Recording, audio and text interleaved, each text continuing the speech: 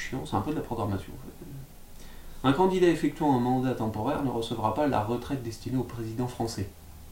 Oui, le mec qui arrive, qui tape un mandat temporaire, faut pas déconner non plus. Enfin déjà il est pas aimé, il va pas se bouffer une retraite non plus, parce que sinon tout le monde fait 2 ans. Même celui qui a 0,2% là, hop, il dit allez, cette fois-ci c'est moi, hop, comme ça je me reste un petit coup. Non.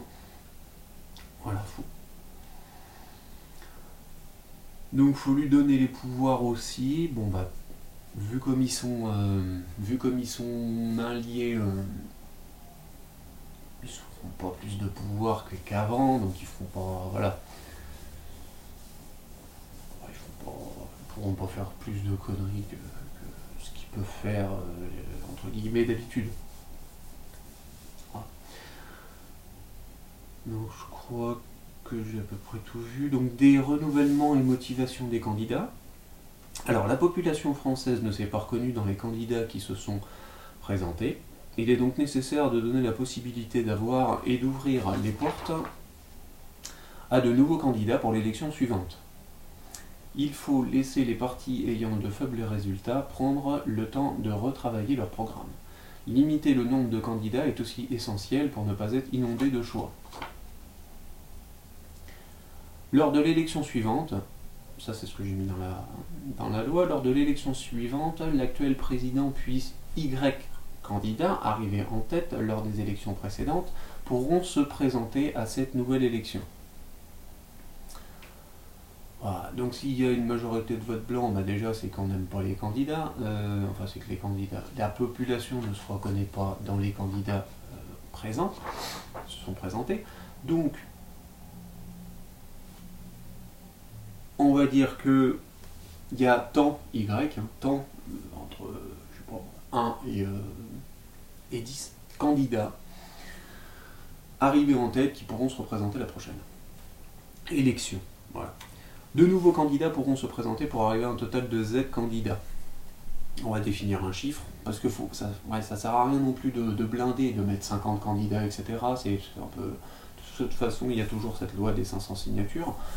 Donc après, on ne peut pas être 500, voilà, on ne peut pas être trop non plus, parce que c'est trop d'idées, tue d'idées, entre guillemets. Donc pour arriver à un total de Z candidats, c'est bien de définir ça, c'est bien de définir un max. Je crois pas qu'il y en ait, mais bon, après c'est un total de signatures qui fait ça. Mais voilà, ça permet à beaucoup de personnes de se présenter, de présenter leurs idées, de nouveau. Voilà.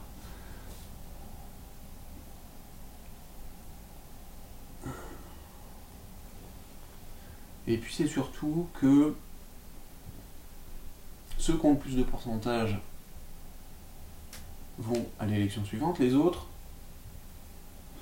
ne pourront pas se présenter à cette élection, mais à la prochaine. Voilà.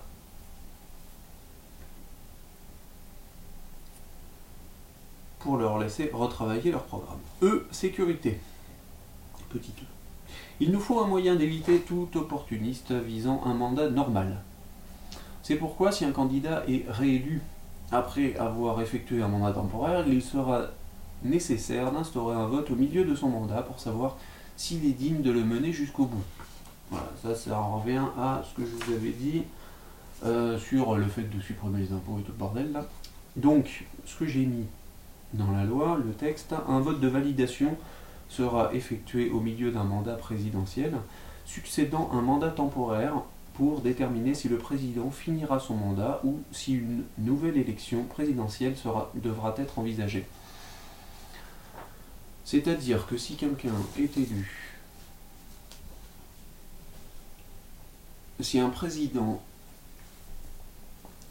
est élu avec une majorité de votes blancs avant, il aura un mandat d'1 ou 2 ans, ou 3 ou 4, enfin bon, voilà, c'est pour le donner entre guillemets. Le gars, il nous fait rêver. Ouais, allez, on enlève les impôts, il n'y a plus de taxes, on fout le pétrole, l'essence à 0,3 centimes, les clopes à 1 euro et tout ça, jour de fête et tout. Bon, En 2 ans, la nation elle a le temps de couler, hein, assez rapidement, on va dire, avec de telles conneries. Mais voilà, ça permettra d'avoir déjà le ton, hein, voilà. Donc quelqu'un qui profitera pour se faire mousser, etc., bah, sera bien visible. Et s'il fait... Et s'il obtient juste, enfin si tout ce qu'il veut c'est obtenir, même doucement, hein, là je vous donne des exemples gros, si tout ce qui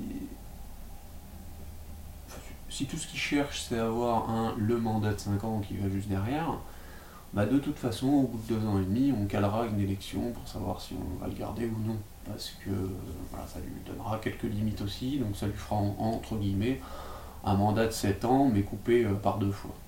Alors on va me dire les élections ça coûte cher, ça coûte moins cher que le temps qu'on passe à se manger n'importe qui, en fait, je pense. Voilà. Parce que le temps, il nous en reste pas énormément, hein, pas des masses, pas des masses, parce que ça file vite, vu ce qu'on a fait jusqu'à présent, disons qu'on se rapproche un peu du bout, voilà. Alors, ce qui nous donne, je vous la lirai dans le prochain. Là, je vous ai fait le résumé, 15 minutes, c'est bien. Voilà. Je vous ferai le résumé dans la prochaine. Voilà, donc c'était l'explication de la loi du vote blanc. Alors, je sais pas si c'était aussi drôle que le programme électoral, mais bon, c'est comme ça, on peut pas toujours se marrer non plus. Hein, voilà, on fait ce qu'on peut. Allez.